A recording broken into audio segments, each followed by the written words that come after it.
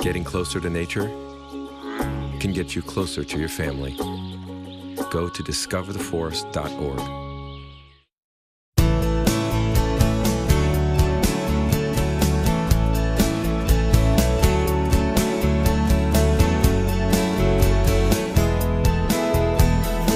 Welcome to the 2011 Legislative Update, sponsored by the Lancaster Fairfield County Chamber of Commerce.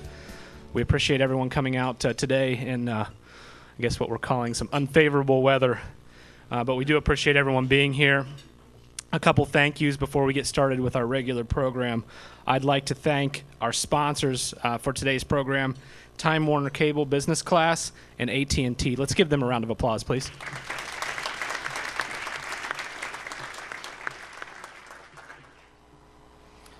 I would also like to thank Carol's Catering, who catered our meal today. Give Carol a round of applause.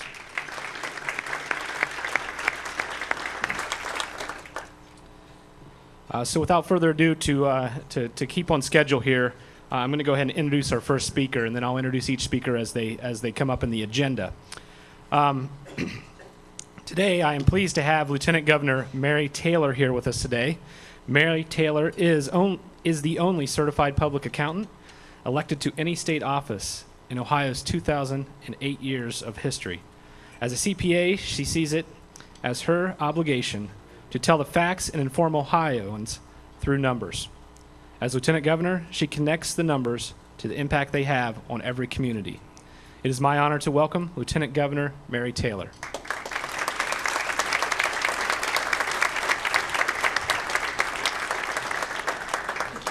Well, thank you so much, and good afternoon. How are you?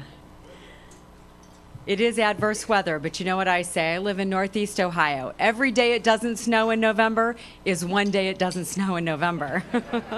And I look forward to those because we get plenty of snow up north. So it's hard to believe Thanksgiving is this week, and Christmas will be here before you know it. I had a chance to watch TV this morning and look at all of the hot Christmas gifts for the kids, and my boys are grown now, 20 and 17, but it's always fun to see the gifts that the kids are looking forward to opening under their Christmas tree this year. So it's hard to believe this time of year is here. Well, I certainly appreciate the opportunity to be with you, and we just had a private meeting and had some conversation about how things are going here in Fairfield County and Lancaster, and I should say it right, Lancaster. Right, yeah, Lancaster, and I think what I heard was, it's a positive outlook, hope. Small business owners once again thinking about the future, maybe not taking steps to grow a business just quite yet, but certainly planning what future opportunities might come your way. I think that's good news. Obviously, it's so easy to be down and to be discouraged by what we see or what we hear, whether it's what's going on in Ohio or what's going on in Washington, but I think it's also good to be optimistic about our future. And quite frankly, I am optimistic about our future. I have some concerns I'll share with you, but I'm optimistic about our future, and especially our future here in Ohio. It was said in my introduction that I am a CPA, and so as a CPA that I am trained to be focused on the bottom line and results. It's what we do, it's who we are, and once it's there, that never goes away. But I can tell you that today I'm worried about a different type of bottom line, and that's the ultimate bottom line, or the American dream. Any study that's come out in the last couple of months regarding poll results has indicated to us that nearly 75% of Americans believe that our country is on the wrong track. And we can understand that if you watch the news or watch TV and look at what's going on in Washington today. I could see why 75% of Americans would be concerned about our future. But if I think about where we are in Ohio, and I think about how I grew up and how I was raised, and probably many or all of you in this room, my grandmother, who passed away last year at the age of 95, said to me every chance she could, "Mary, you can be anything that you want to be in Ohio and in this country if you're willing to work hard." And I know today, when I think about the American dream, that's what it means to me. And when I say that to my two sons, or you go home and say that to your kids or your grandkids, I want it to mean something. And so honestly, that's why I'm doing what I do today, because I want to believe that our kids and our grandkids will all have the same opportunities that we have had to be whatever it is we wanted to be, because we were willing to work hard. I think that that's what Ohio represents. I think that's what lives inside of every single Ohioan. If you think about our state, think about the innovative spirit that is represented with everybody in this room, but also if you just think about our past and our history. Our history reads of the who's who. If you think about the innovators that have come from our state, we have Thomas Edison and the Wright brothers. We have Neil Armstrong and John Glenn. We have Charles Kettering and Paul Brown. That innovative spirit lives inside of every single Ohioan. So that's why I am optimistic about our future, not just our state's future, but our country's future. And I believe Ohio can lead the economic recovery and not lag behind like we have so many times in the past. I believe it's not only my responsibility and obligation, but it is the responsibility of everybody in this room to do what we can to preserve, protect, and defend the American dream. One of my favorite quotes is a Steve Forbes quote. And basically what he said is, we are all put on this earth and given the opportunity to fulfill whatever our God-given ambitions are. That is the American dream. He goes further to say that it's our responsibility to fight anything that harms our opportunity for the American dream and to defend anything that preserves our opportunity to achieve the American dream. And that's why I do what I do today. And that's what we're doing in Columbus. It started with taking office in January and we faced an $8 billion budget hole. We projected it a couple years ago that that's where we were headed, and in fact, that's where we were. We balanced the budget without raising taxes. We closed that $8 billion budget shortfall. In fact, we cut taxes. We didn't raise taxes, we cut taxes because we knew Ohioans couldn't afford to pay more for government services in Ohio. We knew that instead, we needed to reform state government the way it operates, and we needed to do our part to protect Ohio's financial future. And in fact, it's something you do every day in your home, around the kitchen table, or every day with your small business. You think about your financial future, and what am I doing to save and protect for my financial future? When we took office, there were $2, I have them, in the rainy day fund. That's it. After we balanced our budget, we were able to deposit $247 million into the rainy day fund because we knew it was important. We knew it was important to not only reform government, cut taxes, balance our budget, we knew it was also important to protect our financial future, and that's what we're doing. After we took office, the governor and I had a conversation, obviously, about what my role was going to be for the next 4 years. Obviously, knowing that I'm a CPA, I'm certain at least once he knew that if he didn't keep me busy enough, I would undertake the challenge of rewriting our entire tax code, which I believe needs to be done, but we also knew that we faced other challenges. One of them was reforming our regulatory code, making it easier for businesses and our small businesses to be successful right here in Ohio. And the other was understanding the impact of Obamacare on Ohio and Ohioans going forward. So we decided that I would be responsible for CSI Ohio, and I would also be the director of the Department of Insurance. And I'll talk a little bit more about the insurance piece of it in a second. But let's talk about CSI. I say those words, CSI, and oftentimes people think about the television show that I like to watch on TV every week. But CSI in Ohio, it's not a TV show. But we are doing real live investigations of job-killing regs and rules so that our small businesses can be successful right here in Ohio. CSI is about eliminating red tape and the bureaucracy that kills jobs in Ohio and hurts our entrepreneurs. It's very simple. It's no more complicated than that. And we are serious about getting rid of the job killers in this state. We've lost nearly 600,000 jobs in the last decade. We have to do our part to restore every single one of those jobs. And one job is just as important as 100 jobs. So we want to work with you on ideas that impact one job, one business, or rules or regs that impact hundreds of jobs or hundreds of businesses. Because we believe it's important to protect and preserve every single one of those jobs and those opportunities for every single Ohioan. We've had great success so far. And like I said, some of the rules and regulations we work on are going to be simple, and some of them are a little bit more complicated. Let me just give you our first example. Soon after taking office, I received a letter from the mayor of the city of Avon.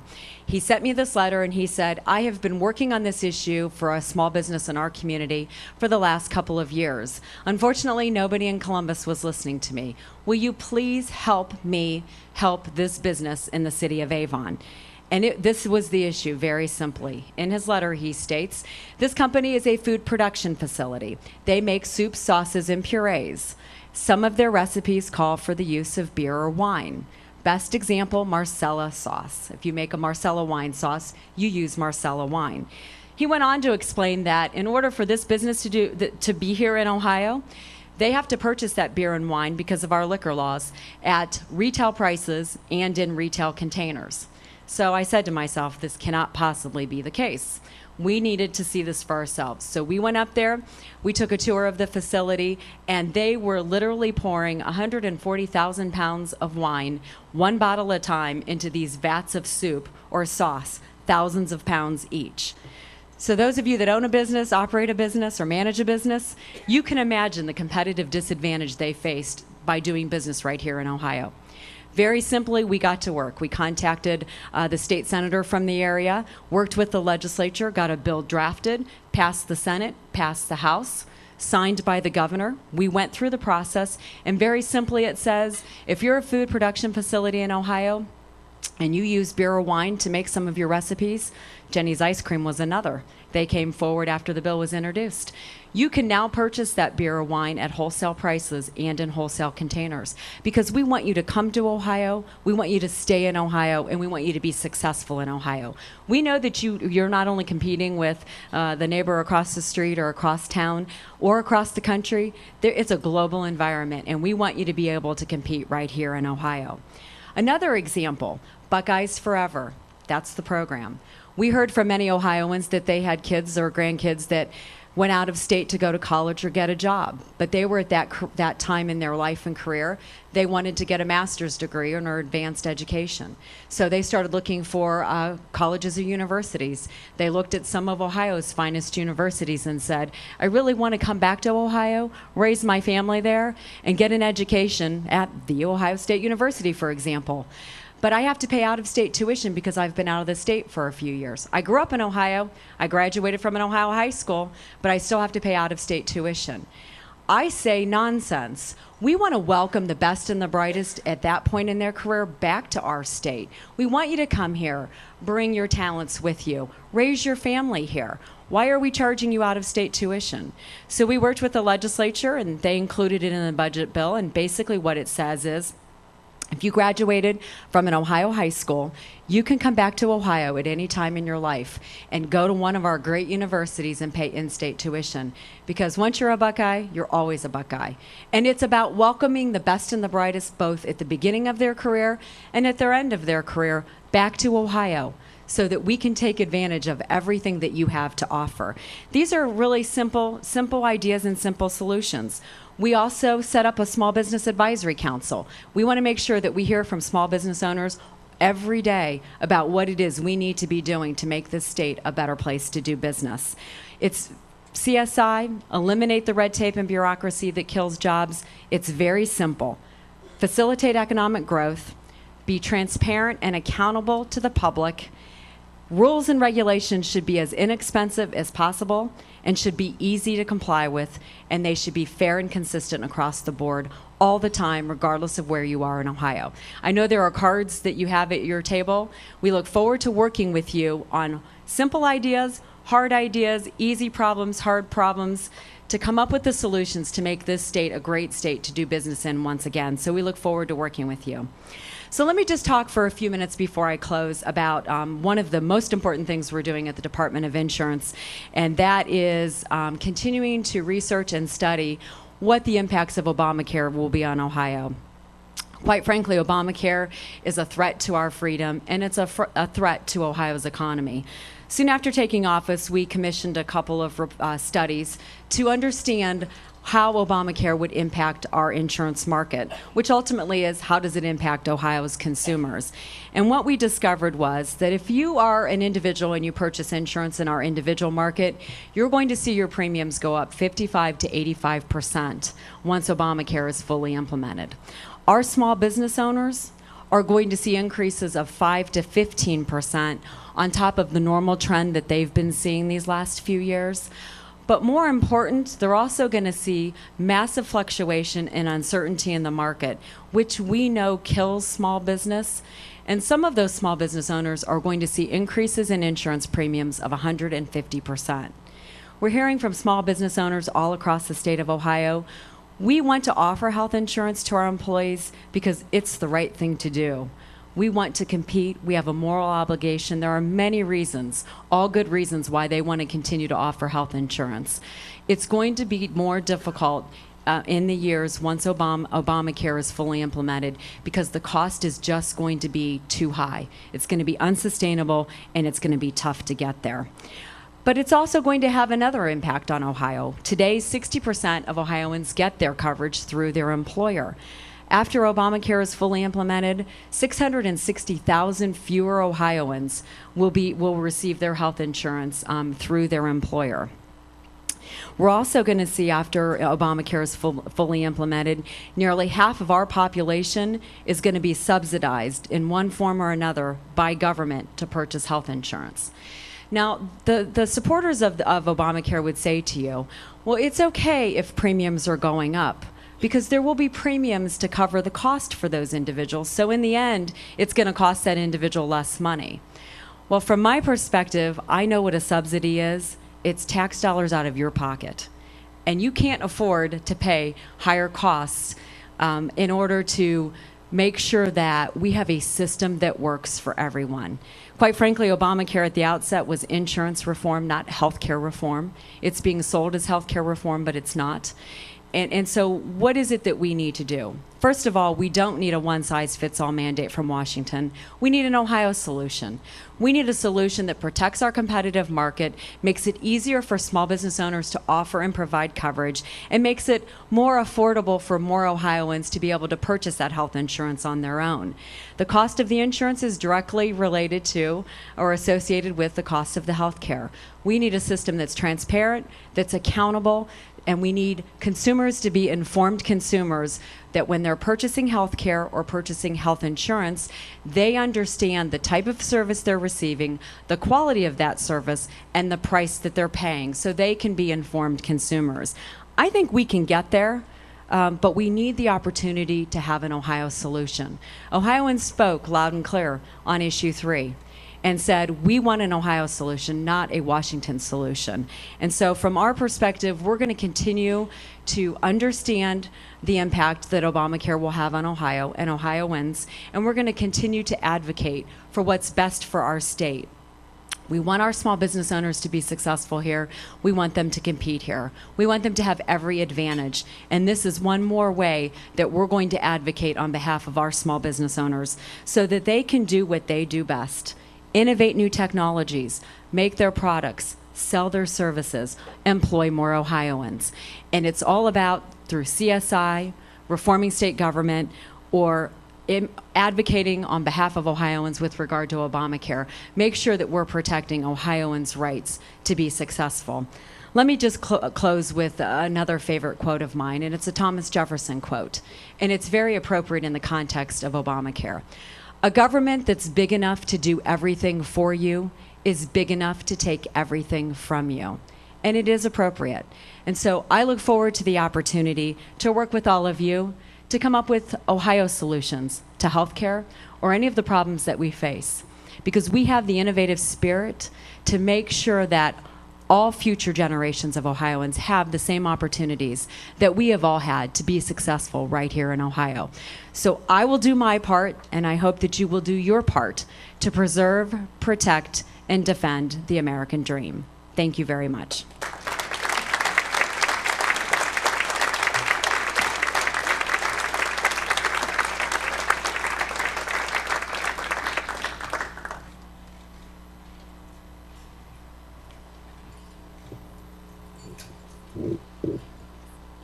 Let's give Lieutenant Governor Taylor a quick round of applause again, and her staff for taking time today.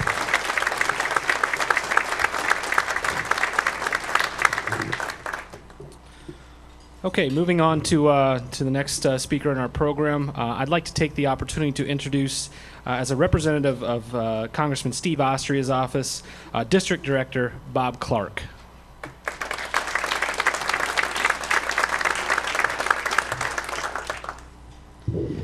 Thank you, Travis. It's a pleasure to be here today. Unfortunately, the congressman is traveling out of state today and is unable to be with us, so you're stuck with me. So I'm going to talk a little bit today about the major issue that's facing our country. It's pretty simple, is the debt and the deficit that it continues to stifle the growth in this country that Lieutenant Governor Mary Taylor mentioned. As you're probably aware, the Joint Committee on Deficit Reduction, also known as the Super Committee, came out of the Budget Control Act that passed in August. Yesterday, the committee announced that a proposal to reduce the federal deficit by at least $1.2 trillion over 10 years would not be completed by the November 23rd deadline. Congress was not to vote on the was to vote on the proposal by December 23rd. If Congress fails to cut $1.2 trillion, sequestration will take place beginning in 2013 on the full $1.2 trillion over 10 years. This will be an across the board, but it will not be equally dispensed by there are certain programs that are exempt from the sequestration. Half of those cuts will come from our defense spending. To put this in perspective, the FY 2011 level of federal spending is over $3.4 trillion, and the amount of revenue brought in is a little more than $2.1 trillion. That is an annual deficit of $1.3 trillion for just FY 2011. Roughly the same as FY 2010 and just below the FY 2009 record deficit of $1.4 trillion. Our national debt just recently surpassed $15 trillion for the first time in history. This time in 2000, it was $5.6 trillion. In 2008, it was $10.5 trillion. We have nearly tripled the debt since 2000. So you can see cutting $1 trillion over a 10-year period seems achievable. Congressman Austria believes we have a spending problem in Washington, not a taxing problem. He has continued to call for Congress to return to its regular order of passing appropriation bills on time and under budget. The House has passed 9 of the 11 appropriation bills, only to watch them sit in the Senate, who has yet to pass a single one. You can't restore regular order without both bodies at least attempting to pass these bills. This has caused uncertainty in the marketplace, which has kept many businesses on the sideline from investing in their businesses and creating jobs, not knowing if their taxes are going to be increased or not. One of these examples is Obamacare. The Nonpartisan Congressional Budget Office estimated this legislation will kill approximately 650,000 jobs. If fully implemented, this law will cost taxpayers $2.6 trillion additional spending, much of that on the backs of small businesses. Congressman Austria believes there are 4 critical areas that must be addressed in Washington to turn this around. Congress must get its fiscal house in order. We cannot continue to borrow and spend trillions of dollars from countries like China and India. Congress must provide more certainty by passing a budget and sticking and living with it. Congress must implement a more competitive tax structure that provides incentives for people to want to invest in businesses and create wealth. 4, Congress must get government out of the way and stop unnecessary, burdensome regulations that are hurting businesses and killing job growth. Congressman Austria knows you cannot borrow, tax, spend, and bail your way out of debt in your businesses, and he does not think the United States government should be doing it either. Sorry to be such a Debbie Downer at the holiday season, but the federal government has much work ahead of them to restore its fiscal stability.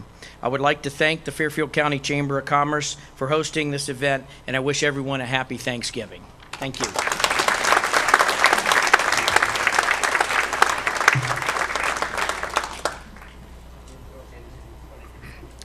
Thank you, Bob.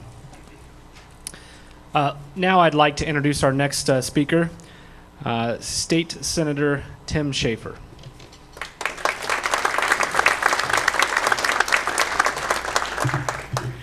Thank you very much, Travis, and let me say happy holidays, have a great Thanksgiving, Merry Christmas. This is a great time of year, and I appreciate this tradition that the Lancaster Fairfield Chamber of Commerce has had for many, many years. It's always fun to look forward to, and I always really enjoy coming and visiting with you at this event every year. And it is a true honor to serve you, and I am proud to be your state senator. We work very hard with our partners in Congress, Steve Austria and Jerry Stapleton in the House of Representatives in Columbus, and all of our local officials, Judy, Sheriff, Chief. It's a real honor, and you can transform families, small businesses. You can create jobs or help create jobs, create an environment where job creation is a goal that you achieve, and there's no better thrill. There's no bigger thrill than that, and it's an absolute honor to help out.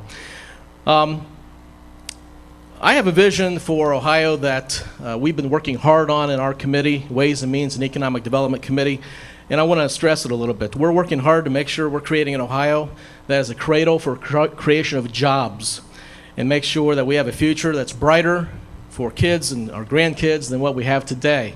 Every generation should always strive to make it better, make a better environment. And just like Bob from Congressman Austria's office said, Ronald Reagan mentioned that we don't have a revenue problem, we have a spending problem, and I think that goes for our level of government as well sometimes. But we've certainly been on an austere fiscal diet, and we can always do more in the state of Ohio to make sure we're great stewards of your tax money.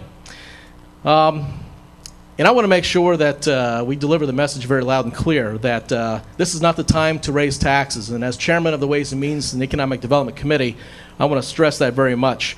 I've opposed the tax increase ideas that have come through committee that people are opposing, because this is certainly not the time to put more burden on businesses and families in Ohio, you all of us, that some folks think it is. And it's a very difficult time, a difficult economy, but we cannot be raising taxes, and I will fight them as your chairman of the Ways and Means Committee all the way.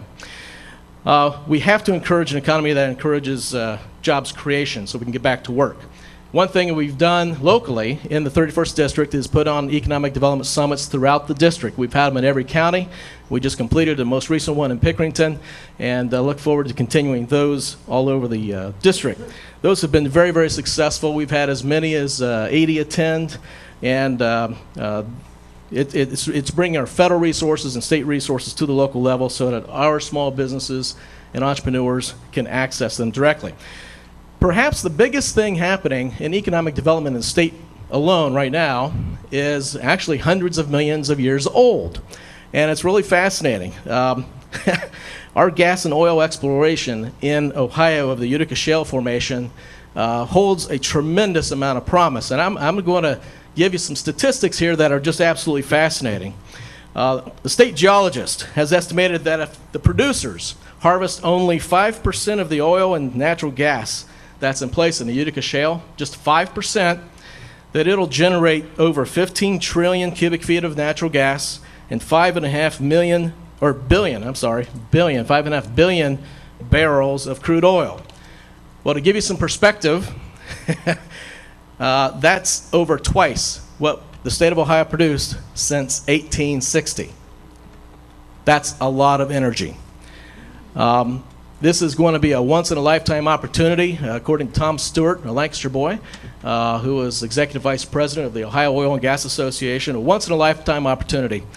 And this industry is investing already this year $250 million, $250 million with a B, in exploration and development strategies throughout Ohio. Now, in the long term, 5 years, long term, and it's really kind of short term, but think about it, the next 5 years of development, we are going to see a total of estimated $34 billion in development, royalties, leases, everything throughout the state of Ohio for the Utica Shale alone. That represents about 204,500 jobs, new jobs in this state alone. Folks, there is a tremendous amount of potential in the exploration and harvesting of this gas and oil that is under our feet here in Ohio today. That's $34 billion of supplies, vehicles, pipe, all kinds of supplies, hamburgers and pizzas, vehicles, clothing, you name it, these folks are going to be buying it. So I just want to make sure that we know what those numbers are so that we can all go out and get Fairfield County's share of that. Another thing we're focusing on in our Ways and Means Committee is protecting the tax cuts that we've put in place over the last few years. The 21% personal income tax cut and the other job-killing business taxes that were driving businesses and job producers out of this state. We can't lose focus of that. There are a lot of folks in this state who would like to reverse those tax cuts. And I submit that we can't do that. We can't afford to do that because all we're doing is driving jobs out of Ohio. Today, the state of Ohio is collecting $2 billion less a year in capital, your money, your capital, than what we were several years ago. And we have to. We got to remain competitive. We got to get more and more competitive as much as we can against other states. Let me throw a question out to the audience. The members of the media will know what this is. Everybody know what a FOIA request is, Freedom of Information Act request? See a couple hands. This is something you can write and you can request of a government agency, any government agency, for specific information if you want to know it. Media do it just so that they know that they got an exhaustive amount of information on a topic or whatever. I've written a few of my own over the years. Take a wild guess who or what entity sends the most FOIA requests to our State Department of Development. Take a wild guess. Think you might be a member of the media? Nope.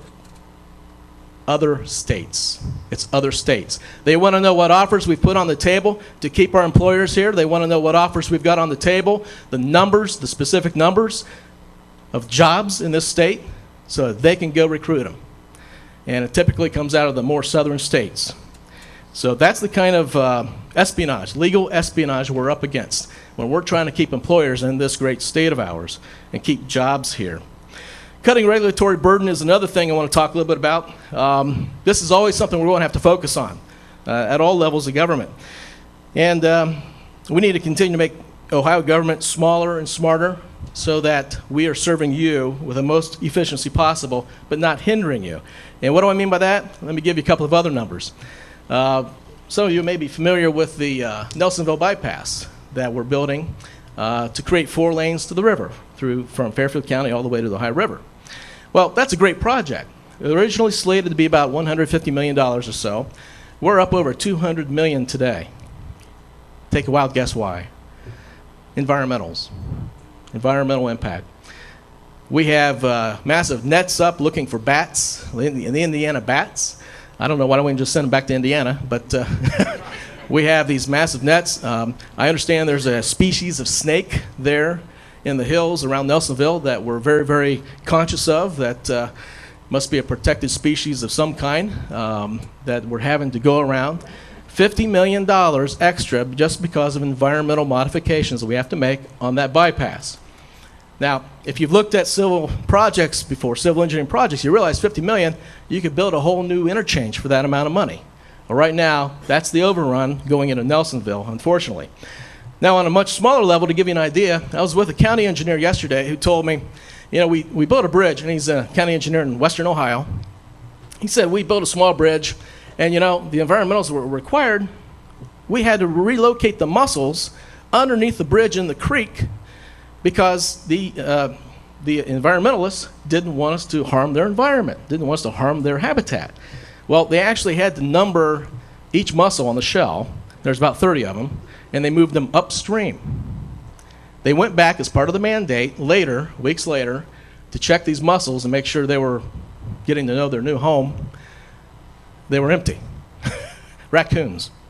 So all we did with that federal mandate is move the mussels closer to the source of the predator, and the predator had a great day at the McDonald's drive-thru. You know, what does that accomplish? What added cost to that bridge, that small local bridge project, just like it adds $50 million to the Nelsonville bypass that all of us are having to pay for through our gas tax. The last big topic I'll hit on is the repeal of the estate tax. And I know that gets a little controversial when we're talking the state dollars and the local dollars that we depend on for local services and state services, but we found that the estate tax was truly driving capital out of the state of Ohio. And it had a devastating effect, or has a devastating effect on our economy. Well, we debated a lot of that in my committee, my Ways and Means Committee, and I want to make sure that we were doing the right thing. So we brought in anybody and everybody that had some expertise on taxation, particularly the estate tax, and the trends of how people with wealth, people with capital move, and where they go and what they do. Well, if anyone has any doubt about those devastating effects, and quite frankly, the unethical lengths that some of the folks on the liberal side will go to for their cause, let me read you the defense that a state university professor brought to our committee when I challenged him in committee on what his claim was. He said, the estate tax is also a tax that does not discourage work, does not discourage investment, or does not discourage consumption, since it only kicks in when a deceased person gives money to an heir. Well, that is counter to all the other research that we've done and that we've compiled. We're seeing an exodus out of the Midwest, certainly, but definitely Ohio, to the southern states, primarily Florida, partly, if not in large part, due to the estate tax and its effects on an estate. Well, I was confounded. So I asked the witness. He was a professor at a major state university.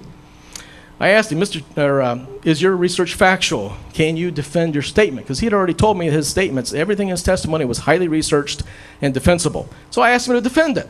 Where's your research? Folks, you won't believe what happened next. I've never seen this before in a committee. I've never seen this happen before. He said, Mr. Chairman, this research is flawed and should be removed from my testimony. I'm very sorry for including it, and this is a quote, folks. I'm sorry for including it in my remarks. In fact, I contemplated removing it from my testimony before the hearing. I caught him. You got to ask questions. You got to get to the bottom of things. You've got to dig in. You got to do the research. If I had been shy and retreating and not asked that question, we would have allowed clearly a flawed statement, a very bold, strong, flawed statement to go on the record and continue on in that committee. Well, needless to say, my committee passed the bill, and in another 13 months, we're going to be getting, and we rolled it into the budget, the state budget, and we're going to be getting rid of the estate tax in another 13 months. And clearly, by his own reverse admission, it's going to help keep capital in Ohio. Capital builds jobs, it builds businesses. That's what we need right now. We've got to have it. And it was really nice to see Lieutenant Governor Mary Taylor talk about that piece of legislation that in the Senate, it was Senate Bill 6, and in House Bill 58, referencing the food dealers, the food processors. Jenny's Ice Cream told me, and that bill also went through our committee, Jenny's Ice Cream told me that as soon as we passed that legislation, it would save her $15,000 a year immediately. And then the savings would further compound, and that's money she can use, that's capital she can use elsewhere in building her business and creating jobs for Jenny's Ice Cream. Fine Central Ohio local business is growing. Well, since the first day in the House 10 years ago, serving you in the House of Representatives, and then moving on to the Senate, I pledged to defeat corruption anywhere we find it, no matter where it hides. And I'm pleased to continue reporting to you we're winning that war on corruption. And this year, to make sure we're continuing to win it, we passed another amendment. I carried an amendment in our Insurance, Commerce, and Labor Committee that will help our retirement systems, all 5 retirement systems in the state of Ohio. We got wind that out of the corruption cases in Cleveland, in Cuyahoga County, that one of the defendants was going to claim disability and go out on disability on the public dole, and you won't believe this, because of the emotional and mental stress from his criminal trial. So you are going to be paying for his disability because, well, I'm not sure if he's been convicted yet, so I won't say, but because of the accusations and the trial he's going through. We quickly put together an amendment and barred that as a claim to a disability claim on our 5 disability systems in Ohio. So another place where government can step up, save money for the ratepayers, the taxpayers, and make sure that criminals and crooks are continually being driven out of government, and the message is put up at the front door of state government and local government: don't bother applying, don't bother coming to Ohio to ply your trade. Well, folks, thank you very much. I'll wrap up now. Thank you for your attention. Have a wonderful Thanksgiving, a very, very Merry Christmas. I really appreciate all you do and your interaction and education efforts in government. This is very, very important. And I'll close with this acknowledgement from Ronald Reagan that confirms that you're doing the right thing. Freedom is never more than a generation away from extinction. We didn't pass it on to our children in the bloodstream. It must be fought for, protected, and handed on to them to do the same, or one day we'll spend our sunset years telling our children's children what it was once like in the United States, where men were free. Men and women were free. Thank you all. Have a great holiday season.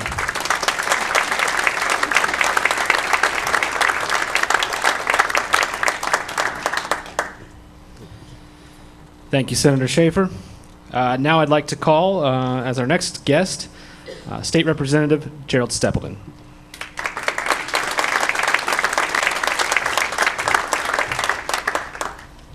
Thank you, Travis. I want to thank Travis and all the members of the staff of the Chamber of Commerce for putting together this great luncheon. And Carol, great job. Carol, catering by Carol. First of all, I've had 3 or 4 questions about this tie. This tie is not maize and blue. This tie is black and gold, and it represents the colors of DePauw University, where my daughter went to college in Indiana. So I wouldn't wear this to the game on Saturday if my life depended on it. All right, well, it's good to see everybody, and I'll try to be short and brief. I think that we've heard a lot about what's happening in Ohio and where we've been, but I want to fill you in a little bit more on some things that have happened in the House of Representatives. Unlike the previous General Assembly, the 128th, the 129th has been very, very busy. We've been really getting at it and getting to it, sometimes to the consternation of lots of you even. But last year when I spoke to you, I talked with you about the $8 billion budget deficit that we foresaw. And the obvious question was going to be, and one that I asked myself, how are we possibly going to be able to address an $8 billion budget deficit? Then I was asked to serve on the Finance Committee. So I began to think about that a little more seriously. I also was asked, because of my position as the chairman of the Education Committee, I was also asked to serve in the subcommittee for K-12 education of the Finance Committee. One thing we knew was that this budget could not possibly be balanced without cuts to Medicaid and reforms to Medicaid, K-12 education cuts, higher education cuts, and cuts to all state departments and the local government fund. Those departments represent and those funds represent probably 90% of the funding for the state. We also knew that Governor Kasich was not interested in seeing any tax increases because of how fragile our economy has been, and how much unemployment we have, and the drain that places on businesses, as you heard before. So Governor Kasich submitted a balanced budget. It was kind of a framework, and we in the Finance Committee were charged with the responsibility of going through that line item by line item by line item, and it's about 3,000 pages, and broke into our subcommittees to ferret out the details of it, to take testimony like Tim was talking about, and listen to witnesses about how this would impact this particular department or affect that particular agency, etc. That took place over a period of more than 2 months, many times lasting for 8-10 hours way into the evening hours, and pretty soon every witness looked pretty much the same. We finally got through it, and all this was done while the events of protesting Senate Bill 5 were going on. And so if you remember the Senate Bill 5 buttons and signs, it had a 5 with a big red slash around it. So somebody in our caucus, in order to cheer us up, gave us this balanced budget, $8 billion slash no new taxes. So that kind of rejuvenated our efforts, and we got through all of that. In the end, despite all the loud protests, the hundreds of phone calls that we each received, the thousands of robo emails, what I call robo emails, which is somebody sends it out and 500 people sign up for that and put their own signature on it, and so you get a stack of them that's this thick, and they all say exactly the same thing, except they came from a different person. We arrived at a balanced budget without any new taxes, and as Tim said, the balanced budget included an elimination of the estate tax. We did it because, unlike the Congress of the United States, we have to have a balanced budget, and we have to have a budget. We have not had a budget at the federal level for 3 years. We've not had a budget for 3 years in the general fund. We can't do that in Ohio because we are constitutionally required not only to pass the budget, that's job one, but it's also a balanced budget, and we did that. It isn't fun to change directions. It isn't fun to make unpopular cuts in spending. It isn't fun to listen to people tell us that we're destroying the schools or that their grandmother is going to die in a nursing home because of these cuts. We did it because that's what we were elected to do. But the budget is job one. You send us to Columbus to make difficult choices. That's what we're doing. Sometimes they're difficult for you. They're difficult for us. It's no fun. We'd much rather be popular, but in the end, you didn't elect us to be popular. You elected us to do the job that you want us to do, and we got a balanced budget. So I want to talk a little bit then about my position as chairman of the Education Committee and some of the things we've been doing there. Some of these are a little controversial too, and maybe we'll have some time to talk about that with some of you later. But basically, the committee's been very active this year with essentially 4 different kinds of bills. One, an alternative licensure procedure for teachers in the state, primarily through a group called Teach for America. Teach for America is a group of outstanding young men and women from colleges, universities throughout the country who have high academic credentials, who volunteer to serve in schools that are difficult to staff. They go through a rigorous training program for a whole summer. They're mentored with people who have been teachers and have a lot of experience, and then they're placed in these difficult places, either in low-income rural America or in high-density urban populations with low-income kids.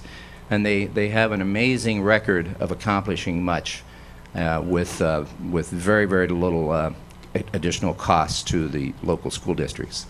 Second area has been relating to student-to-student bullying. There's been a lot of discussion about that. We did pass a bill out of the House on that, but one of the problems with the language of some of these bills is that they are very, very specific as to specific kinds of bullying for specific reasons. We have one pending right now, House Bill 208, which would require school districts to educate their children about the negative impacts of bullying people because of their sexual preferences and their gender preferences, et cetera, et cetera, et cetera. And we've had a real good helper, former superintendent of the Chillicothe Public Schools by the name of Dennis Leone, who's been very helpful to us in pointing out the difficulties that some of these specific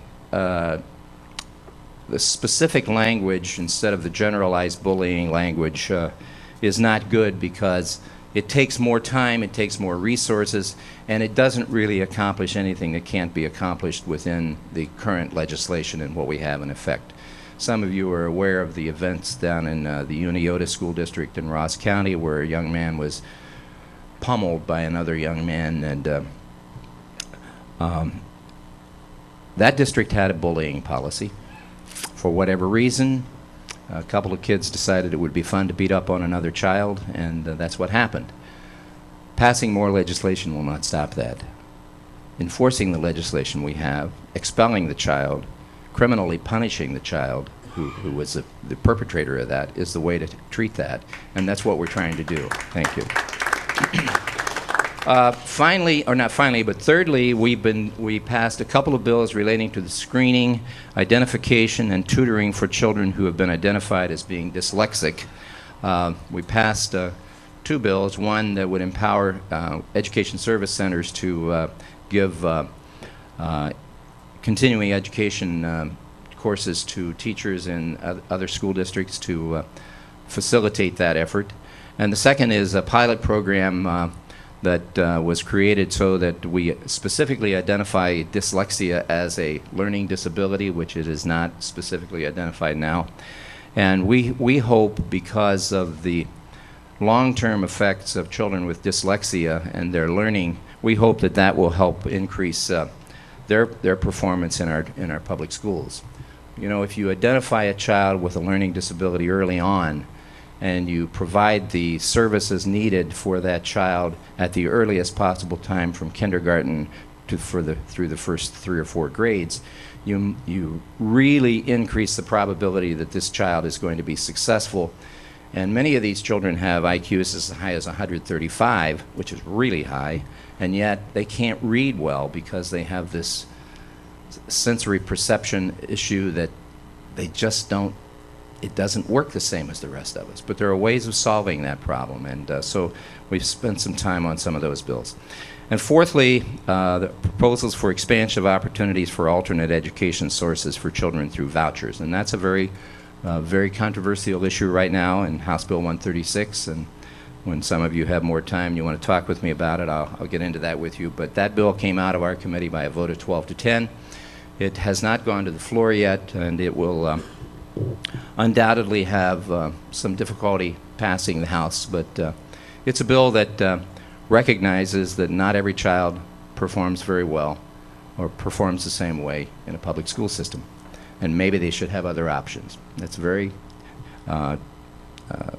controversial in lots of ways. Finally, I want to tell you that I've been meeting several times with members of the governor's staff and other people regarding the creating of a new funding formula for our public schools. Right now, we really don't have a funding formula for our public schools. What we have is we're either guaranteeing school districts that they will receive the same amount of foundation aid that they received in 2009, or we're capping the amount that they received from that which they received in 2009. So that's not really a formula, it's just some place to go to, and we're trying to solve that problem. The governor's staff has been working all summer long throughout the whole state of Ohio, talking with various groups, administrators, teachers, community leaders, treasurers, and other people to get ideas about how we might approach this issue, which has beleaguered us for many, many years now. I will tell you that we met last Wednesday or Thursday for 2 hours with about 15 other people, including Barb Matthai-Smith, who is the leader for the governor on this issue. And she had a 3-page list. We got through page 1 in 2 hours, and rescheduled it for the 3rd of December, I think it is, to go through page 2. Many of these things are controversial. Some of them may be problematic, but they're ideas that we're going to explore. They're ideas we're going to test. And I think that these discussions will continue on into the new year before we finally see a piece of legislation coming to either the House Finance Committee or over to the House Education Committee, one of those two. But in either event, if it's either of those, I'll probably be able to have an opportunity to review that. And finally, we're looking at ways to better evaluate teacher performance and ways to improve our children's academic achievement, not just in the inner cities, but throughout the entire state of Ohio and all of our school districts. The reality is that our standards for student achievement are not rigorous enough for any of our children, but we especially spend much too small amount of money on our really bright, talented kids. They get shortchanged because a lot of people think that they'll learn on their own because they're smart enough to make it on their own. The reality is that children who are gifted, who are left to fend for themselves without special challenges given to them to accelerate their learning, are very, very likely to drop out of school. And that sounds shocking when you think about a really bright kid dropping out of school, but it happens. So we need to spend more time and more effort on educating our brightest kids and letting them know that average is not good enough for them. Letting them know if they have the potential to be far above average, we expect them to be far above average. And letting our average kids know that they can reach for the stars, and they should, because if they don't reach for the stars, as they go into the workforce, in this economy where we're competing against Indians, Chinese, Malaysians, Mexicans, Brazilians, these kids from these countries are outperforming us on virtually every measure of student achievement that you can use. And we need to do a better job of challenging our kids and providing the resources to our teachers and our administrators to be able to do that. It's not good enough to be average in the 21st century. We need to do better with our kids and our teachers. And so while the General Assembly has, past General Assemblies have wrestled with some of these issues, and in many respects, including yours truly in 2 General Assemblies, we haven't done much. This General Assembly is much more proactive, created a lot more activity in the protesting area.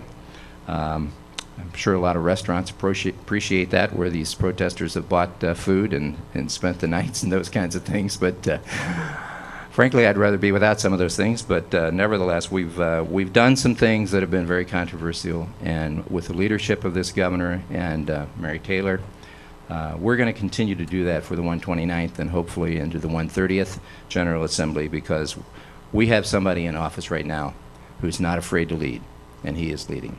So we're going to follow him, and we're going to do some things that will hopefully make the state of Ohio better for our kids, make them better for all of us, and return us to that star that we once were in the area of manufacturing and being a leader in the U.S. Now, I want to thank each of you for being here, and I want to thank the Chamber for inviting me, and I want to wish each of you a happy Thanksgiving, and go Bucks.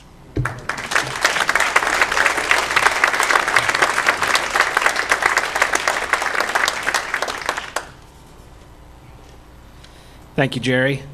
Really quickly, just to follow up, Senator Schaefer has brought, I believe, copies of your comments that are on the table over there if anybody likes some of the data points that he pointed out. That concludes our program today. I again would like to thank Time Warner Cable, Business Class, and AT&T for their sponsorships. I thank all of you for spending time again with us this year for the 2011 legislative update. And on behalf of the Chamber of Commerce and its membership, we wish you all happy and safe Thanksgiving. We'll talk to you soon. Thanks.